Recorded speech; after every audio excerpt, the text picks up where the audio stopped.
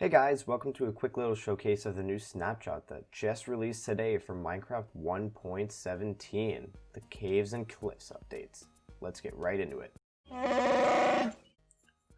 Okay guys, so the first thing that we actually have added to the game is copper, as you can see right behind me. So, copper is going to be spawning in ores just like this all throughout your Minecraft world. And now, I just went into survival here to show you that just like iron and gold, when you mine it, you do get copper ore. So to get the copper ingots, you basically just have to put it in a furnace like you would any other ore and smelt it to get our copper ingots. So these copper ingots can be used for basically all the crafting recipes that I'm going to be showing off today, or nearly all, as well as some of the new blocks. So let's start off with arguably the most important one, which is the copper block. So if we just head on over here, we can see I have a few copper blocks placed down, and we can kind of compare all of them. So starting here, we just have the regular copper block, which looks like this. We then have a lightly weathered copper block, a semi-weathered copper block, and a completely weathered copper block.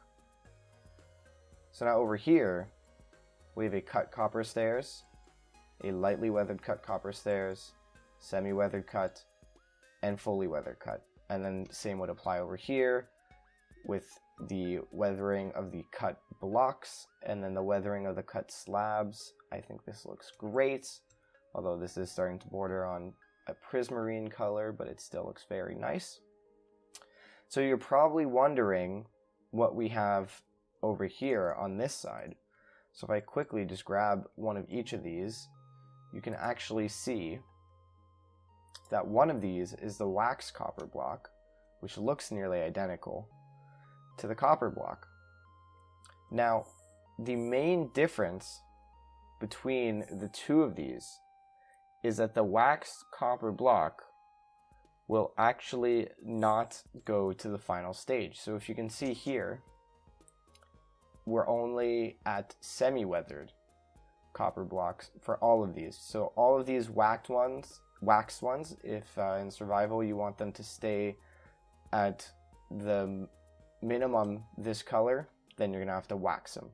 So the next thing I'm gonna show is two little gimmicks that were added in, which honestly should have been added in a while ago, and I didn't even realize that these weren't a thing. But the first one is lava can now be placed inside of a cauldron, and a cauldron with lava will get off a redstone level of 1.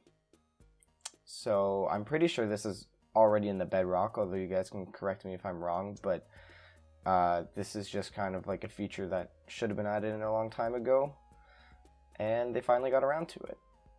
Now the next feature, which is quite similar honestly, is waterlogging rails. So as you can see, these rails are under the water, and this minecart is as well, and it does move, although very, very slowly because there's no powered rails in here or anything of the sort, but it does work. So those were two very exciting quality of life changes added to this update. Okay guys, so the next block we're going to be looking at is the tinted glass block. So, a little teaser for what's to come later in the video. We do have amethyst shards, which were added in. Now these can be used to craft two main things, one being the telescope and the other being tinted glass. So I will quickly just demonstrate how this is actually crafted. You're going to take one block of glass, 4 pieces of the shards, and that will give you 2 tinted glass. Now the reason I have a pickaxe here is if we go into survival, regular glass actually requires silk touch to be mined, so you can see I did not get it there. But tinted glass can be mined with a regular pickaxe, and in fact, just your hand is enough to mine it. So, what does tinted glass do? Well, I've clearly created this amazing little set down here of a hole to quickly demonstrate the function. So, if we cover this hole and then place glass blocks down here, we can see that one, it looks very bright, and the light level under us is 10 for that block. Now if we replace this with tinted glass, you see we can still see through. It's actually super dark in here, and if we look at our light level, it's 0. So tinted glass blocks all light from passing through. So the next two things we're going to show are just cool little features that were added to the game to basically bring over things that, one, were common in mods, which you'll see with this telescope, and two, just a little quality of life thing to protect your builds. So the first item we have here is the copper rod. So to craft this copper rod, you actually need 3 ingots of copper placed up like that, and then you place this on top of your builds, and when lightning hits it, it's supposed to absorb the lightning and prevent it from burning the rest of the building. So you can see I actually had some issues while testing this. So at first I had this working perfectly fine, and then after a bit, and I did replace it, like I did break it and replace it, the fire was still spreading. So I don't actually know if there's a bug, but let's just give this a shot. Okay, so as you can see, even though I just struck it with lightning, the fire still spread. So I don't know if it's just not working correctly. Maybe you have to tower it up. Oh, there we go. Okay, so I didn't even do that with the trident. Okay. So when towered up, it actually will attract lightning and prevent it from hitting other regions on your build. Now the next feature, that's a little annoying, is built with 2 copper ingots and 1 amethyst shard, which gives us the spyglass. Now, if you've ever had Optifine, this is essentially the same thing as their zoom, except a little more annoying, but to be fair, it's not a mod, because you need to have the item on you, and as you can see, it creates a black border, so you can only see in this little circle. So if you want to go zoom in on that zombie, that's all you're going to see. For the last couple features that I'll be showing, these are probably the main features of the snapshot, maybe besides the copper, and this is what everyone's been waiting for. So first of all, we have here our bundles. So a bundle can hold 64 items in total, but it can hold a multitude of different items. So as an example here, I have 3 different inventory slots filled up with 18 coarse dirt, 14 acacia planks, and 32 granite. Now altogether, these will add up to 64. Here they take up 3 spaces in my inventory, but through a bundle, I can pick this up, right-click it, and then it enters inside the bundle. And now it only takes up 1 inventory space. So as you can see, by the way, once the bundle is full, it looks rounder and the bar underneath disappears. So how do you use this bundle? Well, it's not really like a chest or a shulker. You still need this inventory room if you ever want to access these items. So let's say you're out and about and you now want to use these items. You are going to right click on the bundle and they will appear in your inventory. So now our bundle is empty. It's a pretty neat feature and it lets you save a lot of space if you're doing things such as possibly mining lots of flowers where you're only going to get a few but you're getting many different types. Or maybe you just want somewhere to store your granite while mining.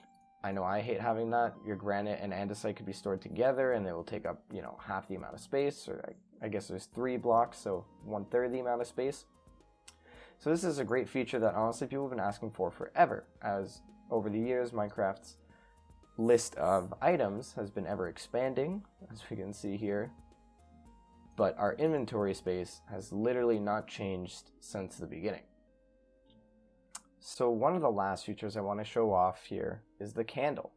So candles can actually be placed 4 onto a block at a maximum, as you can see here, just kind of like a birthday cake, and they can be lit using flint and steel. So if you light a block or a candle, it will actually light all of the candles on that block. As you can see here, when I had 4, it only takes 1 flint and steel hit to light all the candles. Candles can be waterlogged, but they cannot be lit underwater because that would not make any sense. Now earlier I was just playing around here and I actually found out that you can shift click candles onto cauldrons and light them, which is very weird looking. but I guess useful in some sense. So candles can be dyed, and you'll see now when we go down here to explore our last set of features, a few of the colors, but I can actually just search this to show you that you can dye them every single color plus one default color. So the last feature, and possibly the most important feature of this snapshot, is the Amethyst Geodes. So as you can see, these can be found anywhere in the underground part of the overworld. You'll know you found a geode because you will actually encounter this new block called tuff, which is on the outside of the geode, followed by calcite, which is this white looking block, and then finally a layer of amethyst blocks. Now inside this geode, amethyst clusters will actually grow on budding amethyst. Now what's interesting is a budding amethyst cannot be mined, as opposed to these blocks, which you can take with you and build. You cannot take a budding block with you. So if you want to farm amethyst clusters, this is the only place that they will grow. They have 4 stages. As you can see throughout this little geode, we have a bunch of different ones. This is a fully grown one. It will give us some shards. So if you would like to farm these, you will actually have to do it at a geode. These will only spawn on these budding blocks, and these cannot be collected, not even with Silk Touch.